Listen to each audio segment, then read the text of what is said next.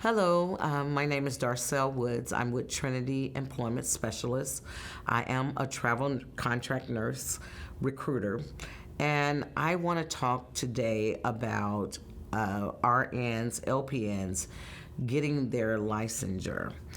And I know as an RN, you have a license for the state that you're in, but a lot of nurses are interested in compact nursing. And started last year, 2019, Oklahoma became part of the compact state.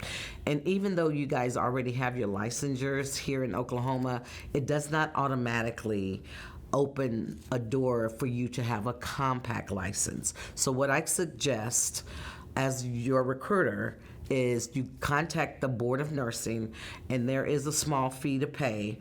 But what that does is you pay the fee, and that just opens up a window where you could not only go, you could go to maybe 33 other states with the compact license.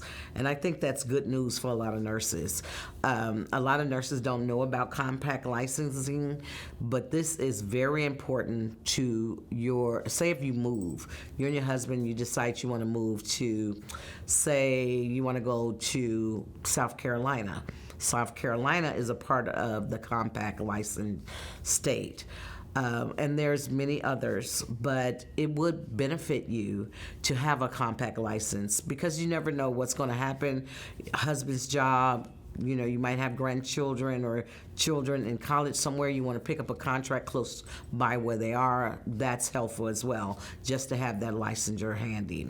And the way you do that, again, you just contact the Board of Nursing and get your licensure. And there is a fee, not very expensive. As long as you have your Oklahoma license, you should be able to get a compact license. And then once you get that compact license, then you might think about picking up a contract here in Oklahoma, just in case you have to leave and go to another state.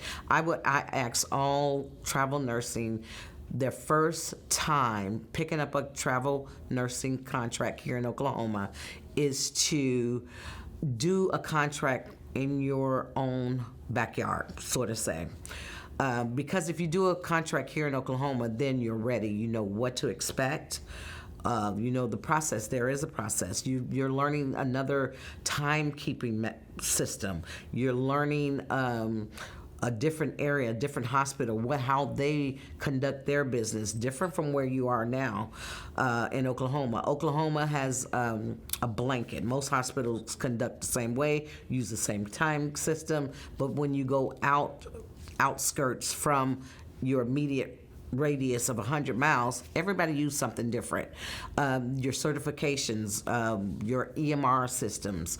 A lot of, right now, I know Oklahoma use Cronus.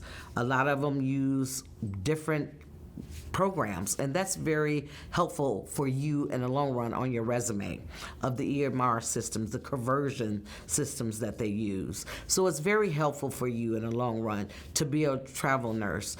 It not only gives you a chance to work a 13-week contract, but even though you work 13 weeks, then you could take a week vacation.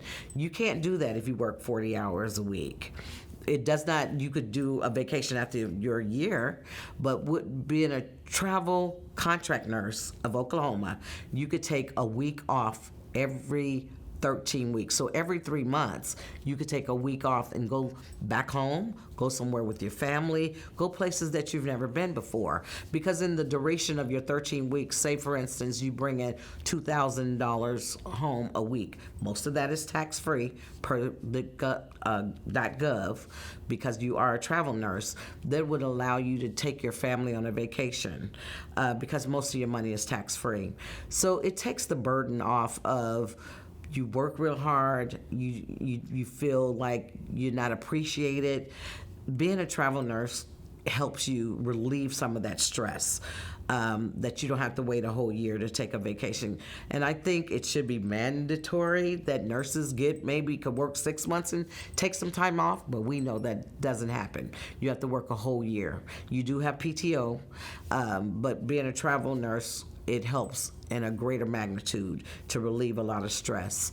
And I'm very interested in not only having, as we open this new division here at Trinity Employment Specialist, but being able to be an avenue to sit down with you over the phone, over video chat, and teach you more about the do's and don'ts of travel contracting, because it is something that you're not comfortable with. I hear a lot of nurses saying, I want to do it, but I don't understand. Well, if I could sit down with you for 15, 20 minutes and just we could communicate. You could tell me what you don't understand about it, what fears you have about it, and I will be that ear. And if I could answer it, definitely will tell you what to expect on a contract. I'm one of those recruiters that's not only going to talk to you and get you on a contract, I'm going to walk you through the whole process during the whole 13 weeks. And I think you would feel comfortable with that if someone does that. I have worked with other agencies, and some do, some don't. I believe in calling you once a week to make sure you're doing okay. Just building that rapport helps not only take the pressure off you, your family's back at home wondering, okay, she's not home, how's she doing? Who can she talk to if she have a problem? I want to be that recruiter that could reach out to you and discuss whatever issues you might have. You might have some issues on the floor working with other nurses, because those nurses that you work with, they're core nurses at that hospital. They understand that we have a traveler here on the floor. They know that you're making a lot more money than them. You cannot discuss pay, but they know that traveler makes more money. So that could be a little tension on the floor, and you cannot discuss pay like I stated, but you can call me and let me know if there's an issue, because I would rather address that versus sweeping it under the carpet, because as you know, being a travel nurse, I want your whole environment to be at ease. I want you to be at rest and peace, knowing that someone has your back. You could talk to someone about whatever issue you face, and you will feel comfortable doing that, because we all know that fear is a false evidence appearing real, but yes, that fear can be real if you don't expose it. So you have to communicate.